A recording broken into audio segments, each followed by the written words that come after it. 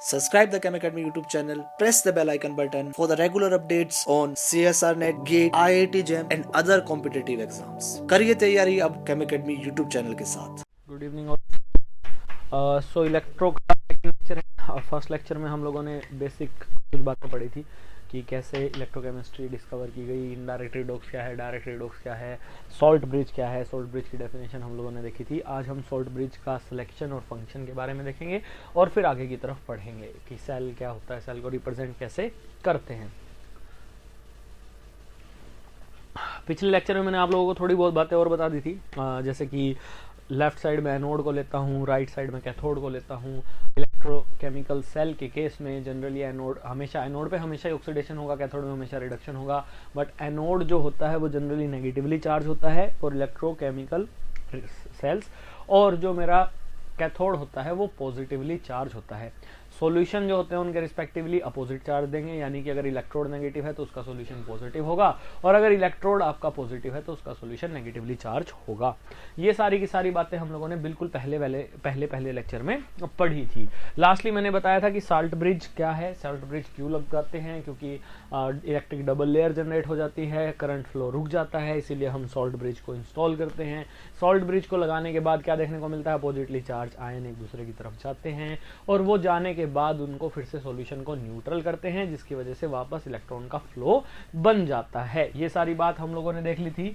आज बस हम लोग देखेंगे, शुरुआत करेंगे वहीं से जहां छोड़ा था। लास्टली मैंने कहां छोड़ा था, सॉल्ट ब्रिज पे आप लोगों को छोड़ा था।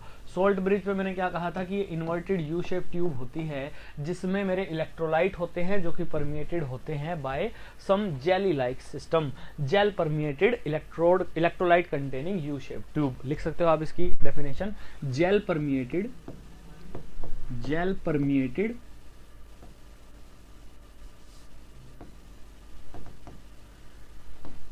electrolyte containing U-shaped tube is known as salt bridge। Salt bridge का क्राइटेरिया क्या क्या हो सकता है, कैसे हम सॉल्ट ब्रिज कब कब यूज करेंगे, जनरली कब यूज नहीं करेंगे, या किस इलेक्ट्रोलाइट को किसके सेल के लिए यूज करेंगे, किसके लिए नहीं करेंगे, उसके लिए हमें क्या पढ़ना होता है, सिलेक्शन क्राइटेरिया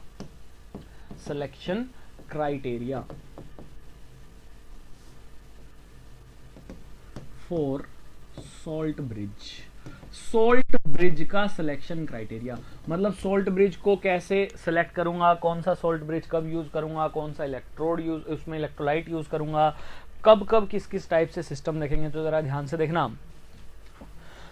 सबसे पहला क्राइटेरिया तो क्या है कि जो मेरा सॉल्ट ब्रिज में electrolyte in salt bridge should be such that speed of cation must be equal to the speed of anion। ध्यान से समझ लीजिए सिलेक्शन क्राइटेरिया, और फिर मैं इसको एक्सप्लेन भी करता जाऊंगा।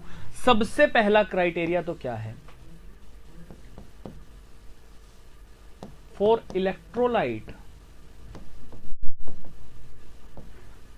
ऑफ सॉल्ट ब्रिज, हाँ जी,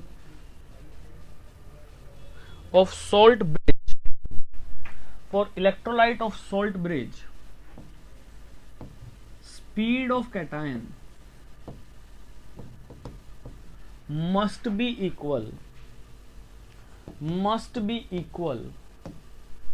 to speed of anion। Anion cation की मूवमेंट की स्पीड सेम होनी चाहिए। ये मैंने आप लोगों को पिछले लेक्चर में भी बताया था। सॉल्ट ब्रिज का फंक्शन ही क्या है, टू कंप्लीट द सर्किट। अगर मेरे लेफ्ट हाफ और राइट हाफ में सॉल्यूशंस में चार्जेस डेवलप हो गए हैं, जैसे मैं क्या करता था, यहां जिंक की इलेक्ट्रोड लेता था, सॉल्यूशन किसका लेता था, ZnSO4 का सॉल्यूशन लेता था। यहां किसका इलेक्ट्रोड लिया था, Cu का इलेक्ट्रोड लिया था, और जो सॉल्यूशन लिया था वो किसका था, CuSO4 का सॉल्यूशन लिया था। बाहर से मैंने कंडक्टिंग वायर से इन लोगों को जोड़ दिया था, और मैंने फिर क्या यूज किया था, सॉल्ट ब्रिज का यूज किया था। Then I used a salt bridge to complete the circuit. क्या जरूरत पड़ी थी सॉल्ट ब्रिज की, क्योंकि क्या देखा था, over the period of time, कुछ समय के बाद यहां Zn2 पॉजिटिव का अमाउंट बहुत ज्यादा बढ़ जाता है, और इस सॉल्यूशन में कंपैरेटिवली SO4 2 नेगेटिव का अमाउंट बहुत ज्यादा बढ़ जाता है। ये नेगेटिव चार्ज आने वाले इलेक्ट्रॉन को रिपेल करने लगते हैं, negative negative repel each other, और ये पॉजिटिव चार्ज यहां इलेक्ट्रॉन से इंटरेक्ट करके इनको बाइंड करके रखते हैं, जिसकी वजह से मेरा करंट फ्लो रुक गया। करंट फ्लो को दोबारा मेंटेन करने के लिए मैंने क्या किया, एक इन्वर्टेड यू शेप ट्यूब ली, जिसमें जेल या मिका टाइप का कोई सब्सटेंस भरा और इसके अंदर ऊपर इसके क्या कर दिया, इलेक्ट्रोलाइट डाल दिया। अब इलेक्ट्रोलाइट में होंगे ions, positively charge ion and negatively charge ion. So ये ions due to the electrostatic force of attraction जो कि पॉजिटिव आयन क्रिएट कर रहे हैं, वो क्या करेंगे, इस ट्यूब में मौजूद Cl नेगेटिव को अपनी तरफ खींच लेंगे और SO4 2 नेगेटिव आयन क्या करेगा, K पॉजिटिव को अपनी तरफ खींच लेगा। जब ये आयन सॉल्यूशन में जाएंगे तो धीरे धीरे यहां पॉजिटिव चार्ज घटने लगेगा, यहां नेगेटिव चार्ज घटने लगेगा, बिकॉज अपोजिट चार्जेस आ रहे हैं, जिसकी वजह से एक बार फिर से इलेक्ट्रॉन फ्री होगा टू मूव और करंट जनरेशन फिर से देखने को मिलेगी। यही इसका पर्पस था। तो यानी इस पर्पस में सबसे इंपॉर्टेंट बात, पहला पॉइंट मैंने कहा कि इनकी स्पीड ऑफ मूवमेंट क्या होनी चाहिए, सेम होनी चाहिए। जिस गति से पॉजिटिव कैटायन चलता है उसी गति से नेगेटिव एनायन को चलना पड़ेगा, वरना किसी एक जगह पे चार्ज न्यूट्रल हो जाएगा, दूसरी जगह नहीं हो पाएगा, और इसकी वजह से क्या देखने को मिलेगा, रिपल्सिव फोर्सेस। अगर यहां न्यूट्रल नहीं हुआ तो रिपल्सिव फोर्सेस स्टिल ऑपरेट करेंगे तो इलेक्ट्रॉन का सर्किट अगेन कंप्लीट नहीं होगा।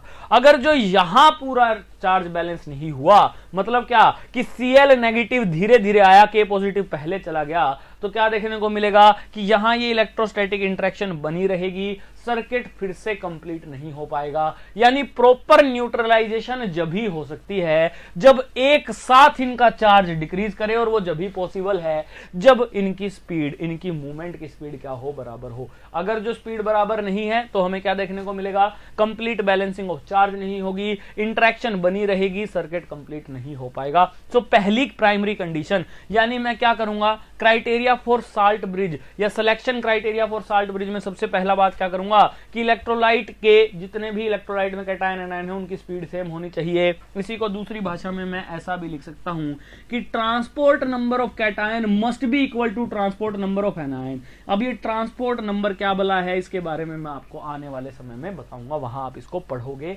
समझ जाओगे, स्पीड पे ही डिपेंडेंट होता है। अभी के लिए आप स्पीड इसको लिख सकते हैं। This is the first criteria, बिल्कुल पहला क्राइटेरिया जो मैंने आप लोगों को बताया, बिल्कुल पहला, राइट। सेकंड क्राइटेरिया क्या है, सेकंड क्राइटेरिया क्या है, देखना जरा ध्यान से। सेकंड क्राइटेरिया होता है कि ions of electrolyte ions of electrolyte salt bridge वाले इलेक्ट्रोलाइट, सोल्ट ब्रिज के जो इलेक्ट्रोलाइट के आयंस हैं, they should not react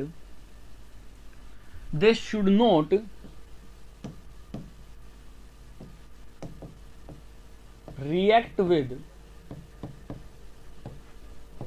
oppositely charged ions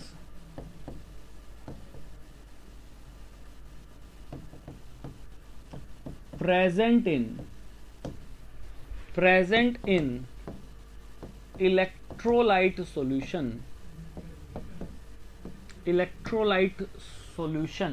present in electrolyte solution to form insoluble salt।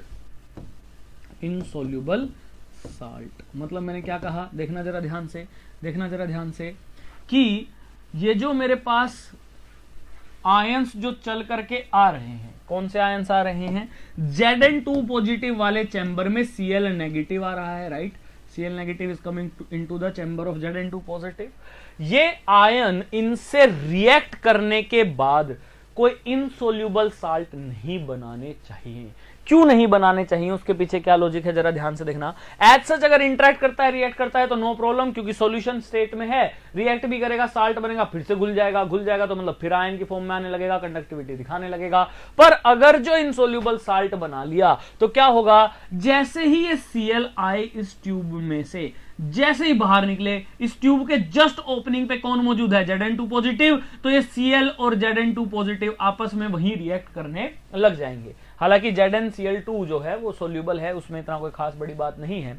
लेकिन अगर जो सपोज करो यहां मैं Ag पॉजिटिव ले लेता और KCl डालता तो क्या देखने को मिलता कि Ag पॉजिटिव पूरे सॉल्यूशन में है, सॉल्यूशन इस ट्यूब की ओपनिंग को घेरे हुए है और जैसे ही Cl नेगेटिव आया ट्यूब के एंड पे बाहर निकलने की कोशिश किया, तुरंत AgCl से वहीं की वहीं रिएक्ट करके सॉलिडिफाई हो गया। सॉलिड कैसा? जो इनसोल्यूबल हो, सिस्टम में घुल नहीं रहा, तो क्या कर देगा? इस ओपनिंग को ब्लॉक कर देगा, रोक देगा। और अगर जो ये ओपनिंग रुक गई, ये ओपनिंग ब्लॉक हो गई, तो क्या होगा? एक बार ब्लॉक होने के बाद फर्दर Cl आ नहीं पाएगा, Ag का अमाउंट बढ़ता चला जाएगा। फिर से जो स्टेट थी, यानी यहां चार्ज का बढ़ना, इलेक्ट्रिक डबल लेयर का बनना, वही चीज फिर से आ जाएगी, जिसकी वजह से मैं क्या कहूंगा कि सर्किट फिर से मेरा इनकम्प्लीट हो जाएगा। कंडक्टेंस मुझे देखने को नहीं मिलेगी, इलेक्ट्रॉन का फ्लो मुझे देखने को नहीं मिलेगा। ठीक है जी। तो यानी क्या बोलूंगा, ध्यान से देखना, यानी क्या बोलूंगा इसको क्या बोलूंगा कि जो भी आयन हो, जो भी अपोजिटली चार्ज आयन हो, मेरे जो भी मेरा इलेक्ट्रोलाइट मैंने यूज किया है सॉल्ट ब्रिज में, वो इन सॉल्यूशन में मौजूद आयन से रिएक्ट करके इनसोल्यूबल साल्ट नहीं बनाना चाहिए, otherwise opening of this tube will be closed. Right. किसी ने कहा है कि सॉल्ट ब्रिज की डेफिनेशन समझ में नहीं आ रही। Gel permitted electrolyte containing U shape tube. देखना, एक यू शेप की ट्यूब जिसका बेस अगर जैसे किसी जेल से बनाया गया हो और इसमें इलेक्ट्रोलाइट को ऊपर से क्या कर दिया है, इसके सरफेस पे अलाउ किया है टू फ्लो। अब इलेक्ट्रोलाइट क्या करता है? इलेक्ट्रोलाइट आयन की फॉर्म में टूटता है और ये जेल मीडियम इसे क्या करता है? ट्रांसपोर्टेशन में मदद करता है, अलाउ करता है एक जगह से दूसरी जगह पैसेज होने के लिए। मतलब, और जेल परमिएटेड का मतलब क्या है? ये स्टिकी सॉलिड भी नहीं है और ये कंप्लीटली लिक्विड भी नहीं है जो डालते ही आप इसका ये निकल करके सॉल्यूशन में मिल जाए। क्या करते हैं? जेल परमिएटेड मतलब सेमी सॉलिड से सिस्टम पे इलेक्ट्रोलाइट को डाल दिया, इलेक्ट्रोलाइट इस तरीके से मिक्स किया है कि वहां इजिली फ्लोट कर पाए, इसे बोलते हैं सॉल्ट ब्रिज। जेल द्वारा परमिटेड इलेक्ट्रोलाइट का सॉल्यूशन जो कि यू शेप की ट्यूब में हो, इसे सॉल्ट ब्रिज बोला जाता है। How question will come in paper? Siddharth Jain ji, पहले आप पढ़िए, फिर आपको बताएंगे कि क्वेश्चन कैसे आएंगे। वैसे क्वेश्चन का एक ब्रीफ आइडिया आरपीएससी के प्रीवियस ईयर के सॉल्यूशन में मैं बता भी चुका हूं। यहां आपके आरपीएससी के अंदर ज्यादा टफ क्वेश्चन नहीं आने वाले हैं, बेसिक क्वेश्चन आएंगे, इसीलिए बेस पे हम ज्यादा फोकस करेंगे। टफ क्वेश्चन यानी कि नेट के लेवल के क्वेश्चन नहीं रहेंगे। इंडीड आप ये भी कह सकते हो कि 11-12 के लेवल के क्वेश्चन ज्यादा आते हैं, that is a true fact. Number of question ज्यादा होते हैं, इसीलिए फास्ट आपको करना होता है, क्यूरेसी के मैटर है, बेसिक आपका क्लियर होना चाहिए। आई होप एसके चौधरी जी आपको भी ये समझ में आ गया हो। Right. So this is the second condition. पहली कंडीशन क्या? स्पीड बराबर हो। दूसरी कंडीशन क्या है कि जो इलेक्ट्रोलाइट है मेरे पास वो रिएक्ट करके इनसोल्यूबल साल्ट नहीं बनाना चाहिए। सोल्यूबल बनाए नो प्रॉब्लम, बनेगा फिर घुल जाएगा, बनेगा फिर घुल जाएगा, बनेगा फिर घुल जाएगा, not a big deal, but insoluble salt नहीं बनना चाहिए। इसीलिए जनरली हम क्या करते हैं कि जब भी हम, ये नोट डाउन कर लीजिए, बहुत इंपॉर्टेंट है, अगर आपके सॉल्यूशन में already Ag positive, Hg2 positive, लिख लीजिए, if AB positive, Ag positive, Hg2 positive, Pb2 positive, Cl positive ions are present. Ions are present in solution. We will never use KCl as electrolyte. ये question आपका exam में आया हुआ question है कि KCl को आप किन मेटल्स के लिए यूज नहीं कर सकते, क्योंकि KCl का Cl नेगेटिव इन मेटल से अटैच होने के बाद वाटर में सोल्यूबल नहीं होता, इनसोल्यूबल साल्ट बना देता है, सॉल्ट ब्रिज को ब्लॉक कर देता है, जिसकी वजह से मेरा सर्किट फिर से इनकम्प्लीट हो जाता है। ध्यान से सुनना, KCl जो है वो कभी भी, या KCl के बजाय आप क्या यूज करोगे, फिर कुछ और यूज कर लीजिए, for example K2NO3, right? These salts can be used, any other salt which have positive negative charge Pc and are good electrolyte which can easily be breaked. Okay.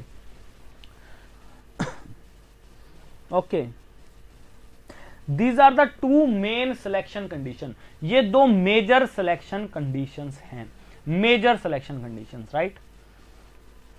या you can use KNO3 also, KNO3, yes yes Anshu Bhati, बिल्कुल सही बात है, you can use KNO3, no issues. आप इसके अलावा NH4NO3 भी use कर सकते हैं,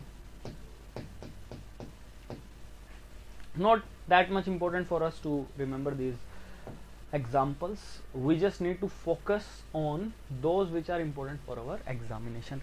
फंक्शन मैंने आप लोगों को पिछले लेक्चर में भी बताए थे, फंक्शन ऑफ सॉल्ट ब्रिज मैं रिपीट कर देता हूं, आप लोग नोट डाउन कर सकते हैं।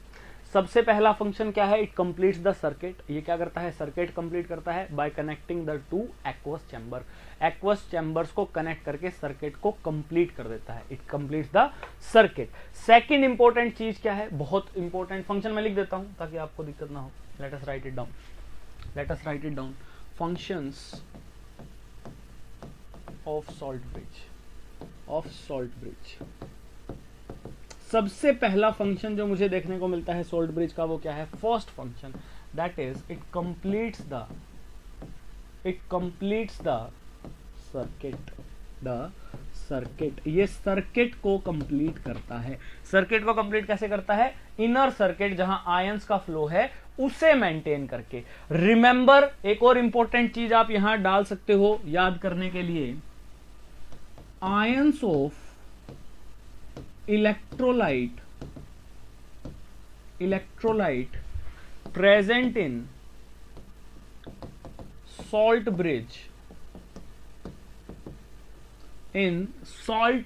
ions of electrolyte present in salt bridge will be allowed to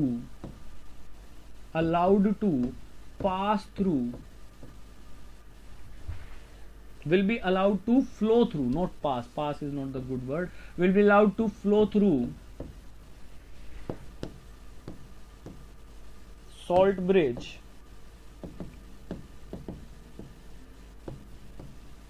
but ions present in anodic and cathodic compartment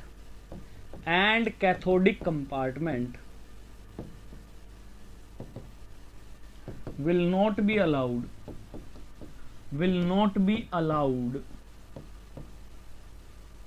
to pass through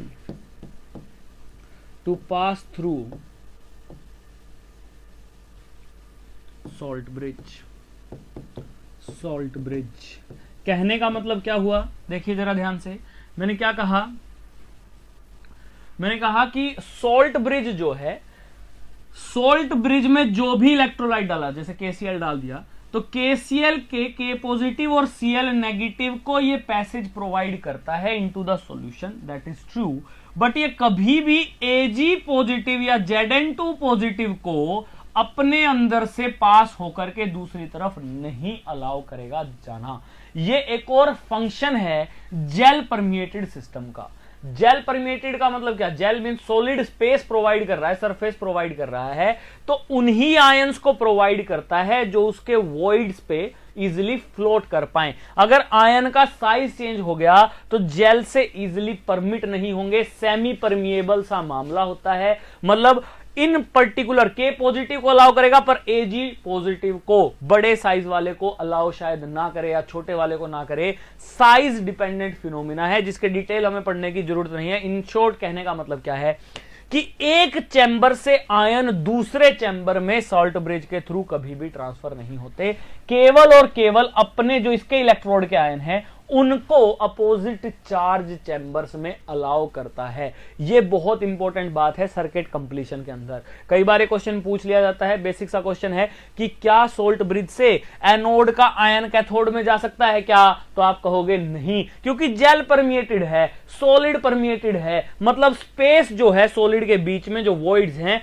उन्हीं के साइज का इलेक्ट्रोलाइट का आयन आ जा सकता है, बाकी नहीं आ जा सकता। यह बहुत इंपॉर्टेंट सा मामला है जो आपको याद रखना होगा। Always do remember it. Circuit complete करता है क्या सोल्ट, अच्छा आपसे ऐसे पूछ ले कि सोल्ट ब्रिज से आयन फ्लो करते हैं क्या, आंसर है यस। कौन से आयन? जो इलेक्ट्रोलाइट उसमें प्रेजेंट है उसके आयन।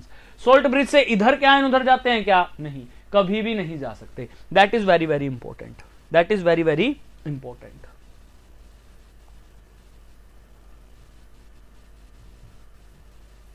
राइट, नोट डाउन कर लेना। Okay, second important thing to note down is second important thing, it minimizes liquid junction potential, liquid junction potential। देखना लिक्विड जंक्शन पोटेंशियल का मतलब क्या है।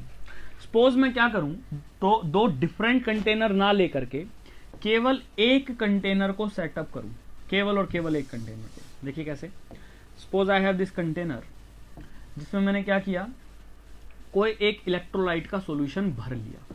किसका भर लिया? सपोज कीजिए मैंने यहां CuSO4 का सॉल्यूशन भर लिया और इसमें एक इलेक्ट्रोड लगा दी Cu की इलेक्ट्रोड लगा दी।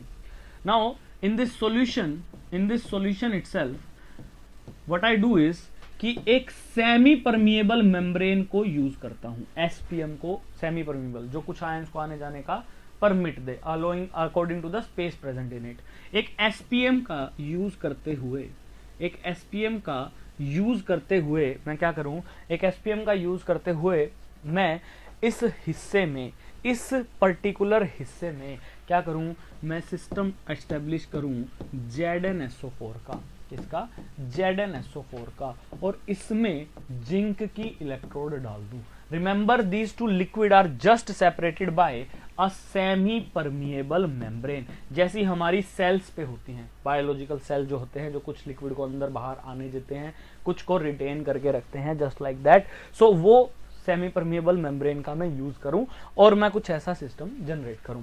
देखना, जब सर्किट को कंप्लीट करूंगा तो क्या देखने को मिलेगा, यहां Zn2 पॉजिटिव की मात्रा बढ़ेगी अंदर की तरफ, और बाहर की तरफ क्या देखने को मिलेगा, SO4 2 नेगेटिव की मात्रा बढ़ेगी। सेम एग्जांपल इसलिए ले रहा हूं ताकि समझने में आसानी हो जाए, आगे और भी डिफरेंट एग्जांपल मैं लेता रहूंगा। जरा ध्यान से देखना, जब सेम आयंस मतलब अपोजिटली चार्ज आयंस की मात्रा बढ़ने लगी तो क्या कहूंगा कि सर्किट में एक तरफ पॉजिटिव चार्ज डेवलप हो जाएगा। कैसा चार्ज डेवलप हो जाएगा? पॉजिटिव चार्ज डेवलप हो जाएगा, और दूसरी तरफ जो है वहां नेगेटिव चार्ज डेवलप हो जाएगा।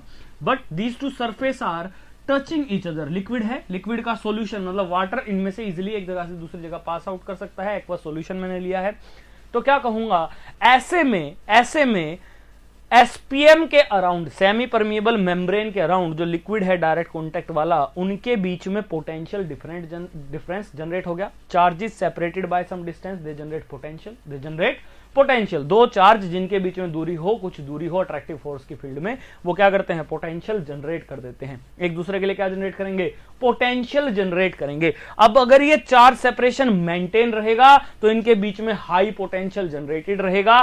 तो क्या कर सकता हूं, या तो मैं ऐसा SPM चूज करूं जो पॉजिटिव नेगेटिव आयंस को फ्लो होने दे, पॉजिटिव को इधर जाने दे, नेगेटिव को इधर आने दे, ताकि सिस्टम अपने आप वैसे ही बैलेंस हो जाए। या फिर इस पोटेंशियल को डिक्रीज करने के लिए क्या करूं कि एक सोल्ट ब्रिज का यूज करूं। और ये सोल्ट ब्रिज क्या करता है तो आपको मालूम ही है, अपोजिट चार्ज आयन भेजता है, चार्जेस को कम करता है, सॉल्यूशन के चार्जेस को डिक्रीज करता है, यानी लिक्विड जंक्शन को डिक्रीज करता है। अभी लिक्विड जंक्शन डिक्रीज करना हमारे लिए इतना जरूरी क्यों है, व्हाई इज इट नेसेसरी? तो जरा ध्यान से देखना, यहां इलेक्ट्रॉन्स जो थे इनिशियली बाहरी सर्किट से जिंक से होते हुए Cu की तरफ जाते थे, और मुझे पता है कि जिस डायरेक्शन में इलेक्ट्रॉन फ्लो किया है उससे अपोजिट डायरेक्शन में बनेगा करंट, राइट? उससे अपोजिट डायरेक्शन में क्या बनेगा, करंट बनेगा। अब जरा ध्यान से देखो, समझो, अगर जो सेमी परमिएबल मेम्ब्रेन आयन का ट्रांसपोर्ट अलाउ करती है तो लिक्विड जंक्शन पोटेंशियल की वजह से नेगेटिव पॉजिटिव को अट्रैक्ट करेगा, पॉजिटिव नेगेटिव को अट्रैक्ट करेगा, तो नेगेटिव खिंच के चला आएगा जिंक की साइड, पॉजिटिव खिंच के चला जाएगा कॉपर की साइड। तो यानी क्या देखने को मिलेगा, यानी ट्रांसपोर्टेशन ऑफ आयन होना शुरू होगा ताकि सॉल्यूशन बैलेंस हो सके। तो क्या देखने को मिलेगा, देखना, नेगेटिवली चार्ज सिस्टम अब आपका राइट से लेफ्ट की तरफ आने लगा, negatively charge ions. Negatively charge ion. जिस तरफ नेगेटिव डेंसिटी फ्लो करती है उसके अपोजिट में बनता है करंट, यानी लिक्विड जंक्शन पोटेंशियल की वजह से, आयंस के फ्लो की वजह से जो करंट बना वो अपोजिट होता है मेरे सेल के करंट से। सेल के करंट से क्या होता है? अपोजिट, यानी उसको कम करता है, घटाता है। तो सेल की ओवरऑल वोल्टेज को, ओवरऑल करंट प्रोडक्शन को कम करेगा। जब भी लिक्विड जंक्शन पोटेंशियल होगा क्या करेगा? कम करेगा। So liquid junction is a big problem for us, और उसे सोल्व कौन करता है? सॉल्ट ब्रिज सोल्व करता है by not allowing this charges to develop. अगर ये चार्ज डेवलप ही नहीं होंगे तो लिक्विड जंक्शन का कोई खेल ही नहीं होगा। ये इंपॉर्टेंट बात है, याद कर लेना। एलजेपी जब आगे जाऊंगा तो बहुत डिटेल में पढ़ूंगा। अच्छा कंसेप्ट है, इजीली समझ में आएगा, कोई मुश्किल वाली बात यहां आपको नहीं देखने को मिलेगी। ओके इतनी सी बात समझ में आई क्या? Did you guys get it? Did you guys get it? इतनी बातें समझ में आ रही है क्या? लेट मी नो कि आप लोगों को समझ में आ रहा है या नहीं आ रहा है, सो दैट उसी हिसाब से इंटेंसिटी कम या ज़्यादा रखी जा सके।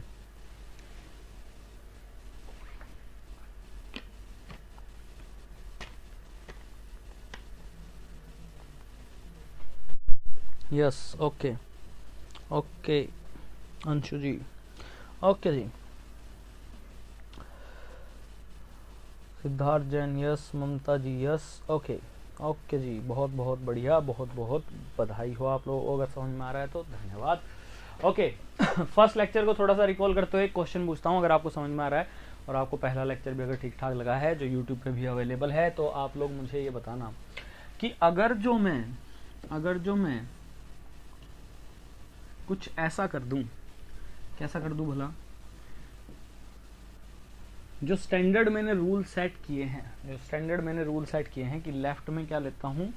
ऑक्सीडेशन हाफ, और राइट में क्या लेता हूं? Reduction half. ये स्टैंडर्ड रूल सेट करने से पहले मैंने आप लोगों को एक चीज बताई थी कि अगर जो बीकर है मेरे पास, बीकर में सॉल्यूशन लेता था CuSO4 का और इसमें इलेक्ट्रोड डालता था जिंक की, डायरेक्ट रिडॉक्स का केस याद करो, तो जिंक घटता चला जाता था, गर्म हो जाता था, नीले से कम कलर हो जाता था। ये सारी बातें मैंने आप लोगों को बताई थी। अगर जो मैं उल्टा करता हूं, बस ये रिकॉल करने के लिए है, मैंने पढ़ाया हुआ है, मुझे मालूम है कि मैंने पढ़ाया है। उल्टा करता हूं मतलब एक्वस सॉल्यूशन ZnSO4 का लेता हूं और इलेक्ट्रोड कॉपर की लेता हूं, तो यहां कोई रिएक्शन नहीं होती, कोई भी रिएक्शन नहीं होती। यहां रिएक्शन होती है, यस, यहां कोई रिएक्शन नहीं होती, चाहे कितने ही दिन रखे रहो। ऐसा किस लिए? क्योंकि मैंने क्या कहा कि जिंक का कॉपर टू पॉजिटिव को रिड्यूस करना, ये क्या है? एक स्पॉन्टेनियस प्रोसेस है। कैसा प्रोसेस है? स्पॉन्टेनियस प्रोसेस है। लेकिन कॉपर का जिंक टू पॉजिटिव को रिड्यूस करना स्पॉन्टेनियस प्रोसेस नहीं है, अपने आप नहीं हो सकता। मुझे बाहर से कोई ना कोई एनर्जी देनी पड़ेगी, सोर्स ऑफ एनर्जी से प्रोवाइड करना पड़ेगा। ये बात तो हमें पता चल जाएगी एक्सपेरिमेंटली, पर मैं हर एक इलेक्ट्रोड, हर एक मेटल की इलेक्ट्रोड अलग अलग सॉल्यूशन में डिप थोड़ी करूंगा, ये देखने के लिए कि कौन किसे रिड्यूस कर रहा है या कौन किसे रिड्यूस नहीं कर रहा है। तो हम क्या करते हैं, जनरली हम क्या लेते हैं? हम स्टैंडर्ड स्टेट में हाइड्रोजन गैस की इलेक्ट्रोड लेते हैं। क्या लेते हैं? स्टैंडर्ड स्टेट में हाइड्रोजन गैस की इलेक्ट्रोड लेते हैं, जिसे बोलता हूं SHE, स्टैंडर्ड हाइड्रोजन इलेक्ट्रोड। इस इलेक्ट्रोड में क्या किया जाता है? एक बीकर में HCl का सॉल्यूशन लिया जाता है 1 मोलर। कितना? 1 मोलर HCl का सॉल्यूशन स्टैंडर्ड स्टेट में, राइट। और इस बीकर के अंदर अब क्या करते हैं? प्लेटिनियम की वायर को लटकाया जाता है। किसको लटकाते हैं? PT वायर को लटकाते हैं। इस PT वायर के अराउंड एक ग्लास चैम्बर इंट्रोड्यूस किया जाता है, जिसमें एक ओपनिंग हो, और उस ओपनिंग से हम H2 गैस को पास करते हैं। किसे पास करते हैं? H2 गैस को। ध्यान से सुनना, बहुत इंपॉर्टेंट सा मामला है, ठीक है। इस पिक्चर में आप लोगों को बहुत सारे क्वेश्चन आपके दिमाग में आने चाहिए। कौन कौन से क्वेश्चन आने चाहिए? पहली बात तो PT वायर की क्या जरूरत पड़ी, प्लेटिनियम का क्या रोल है। प्लेटिनियम जनरली इजीली रिएक्ट नहीं करता, इनर्ट सा मेटल है। तो क्या देखने को मिलता है, प्लेटिनियम का यहाँ यूज क्या है कि जो ये प्लेटिनियम वायर है ना, पीटी वायर, ये पीटी वायर ये क्या करती है, क्योंकि ये मेटल है, कंडक्टिंग है, तो इलेक्ट्रॉन ट्रांसफर के लिए या कंडक्टेंस, इलेक्ट्रॉन कंडक्टेंस के लिए ये रिस्पॉन्सिबल होती है। इलेक्ट्रॉन्स को आदान प्रदान करने के लिए ये रिस्पॉन्सिबल है। क्यों? क्योंकि सॉल्यूशन एज सच इलेक्ट्रॉन को आदान प्रदान नहीं कर सकता, गैस एज सच इलेक्ट्रॉन को आदान प्रदान नहीं कर सकती, तो we need some conducting medium जिससे इलेक्ट्रॉन आ जा सके, पहली बात। दूसरा इंपॉर्टेंट पॉइंट जो पीटी हम यूज करते हैं, ध्यान से सुनना है, बहुत इंपॉर्टेंट है, इससे रिप्रेजेंटेशन में बहुत फर्क पड़ेगा। वो क्या हम यूज करते हैं कि जब भी गैसियस सिस्टम का रिएक्शन मुझे स्टडी करना हो, अब गैस एज सच तो मॉलिक्यूल है, घूमते रहते हैं पूरे स्पेस में, उनका तो कोई फिक्स वॉल्यूम फिक्स स्पेस तो है ही नहीं, तो वो रिएक्ट कब करेंगे, वो रिएक्ट जनरली जब करते हैं जब किसी सरफेस पे आकर के वो बैठे, उनका एक जगह पे उनको एब्जॉर्बेंस मिले, वो सरफेस प्रोवाइड हो जहां उनके साथ इफेक्टिव कोलिजन हो सके। इलेक्ट्रॉन लेन देन करनी है तो इलेक्ट्रॉन का कोलिजन हो सके, या किसी आयन का कोई रिएक्टिविटी का उसके साथ हो सके। यानी ये प्लेटिनियम जो है इस गैस को भी सरफेस प्रोवाइड करता है रिएक्शन करने के लिए। क्या करता है? गैस को सरफेस प्रोवाइड करता है। Provide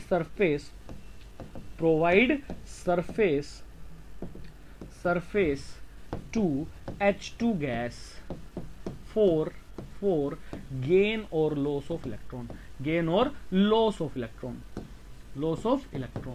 right। अब देखना जरा ध्यान से, सॉल्यूशन के अंदर मेरे पास H पॉजिटिव Cl नेगेटिव मौजूद है, जिनमें से जनरली मेरे को H पॉजिटिव ज्यादा मैं स्टडी करूंगा, क्यों करूंगा उसका रीजन मैं बताता हूं।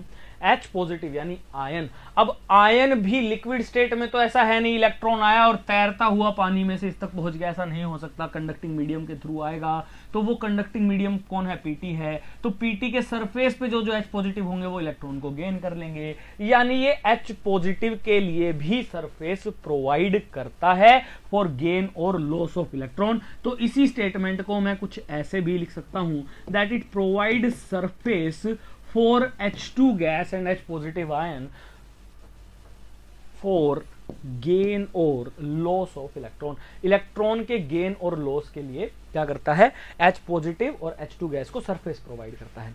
स्टैंडर्ड स्टेट में हमेशा याद रखना, प्रेशर की टर्म्स, प्रेशर भी कितना लिया जाता है यहां? 1 एटमॉस्फेयर। प्रेशर हो या कंसंट्रेशन हो, सभी जनरली यूनिटी कंसीडर किए जाते हैं। ऑलवेज वर्ड स्टैंडर्ड लिख दे तो आपको हमेशा पता होना चाहिए कि टेम्परेचर 25 डिग्री सेल्सियस की बात कर रहा है, प्रेशर 1 एटमॉस्फेयर की बात कर रहा है और कंसंट्रेशन 1 मोलर की बात कर रहा है। अब जरा ध्यान से सुनो, ये इलेक्ट्रोड जो है ना बड़ी ही इंटरेस्टिंग सी इलेक्ट्रोड है, बहुत इंटरेस्टिंग सी इलेक्ट्रोड है।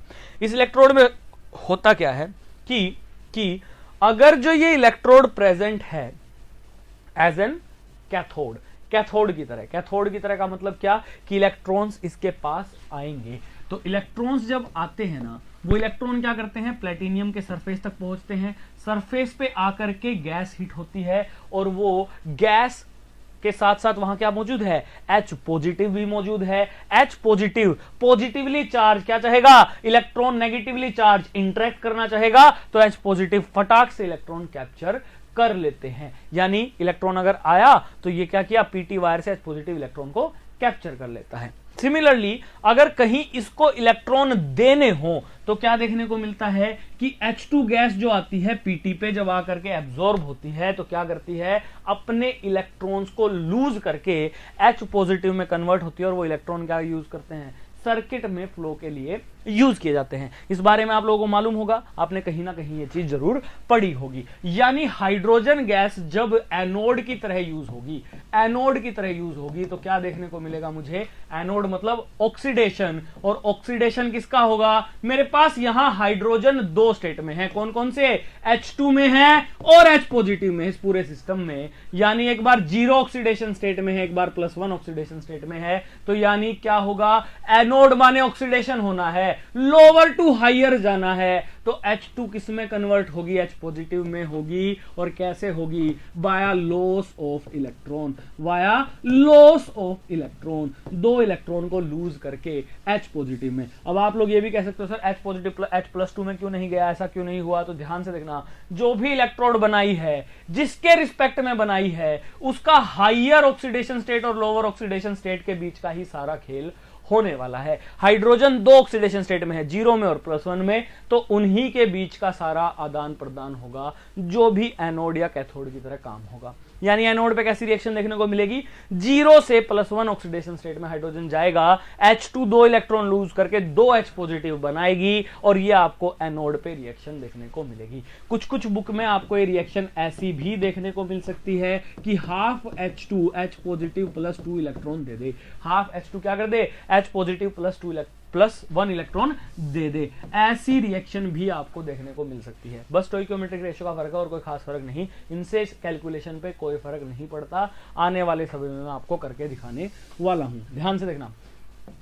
कैथोड की अगर मैं बात करता हूं तो कैथोड अगर ये कभी कैथोड की तरह यूज हो तो कैसे यूज होगी कि हायर ऑक्सीडेशन स्टेट से इलेक्ट्रॉन कैप्चर करके ये क्या बनाएगा, लोअर ऑक्सीडेशन स्टेट में जाएगा, यानी H2 बनाएगा। तो जब भी एनोड की तरह रिएक्शन ये यूज होगा तो आपको ये रिएक्शन देखने को मिलेगी, जब भी कैथोड की तरह यूज होगा तो आपको ये रिएक्शन देखने को मिलेगी।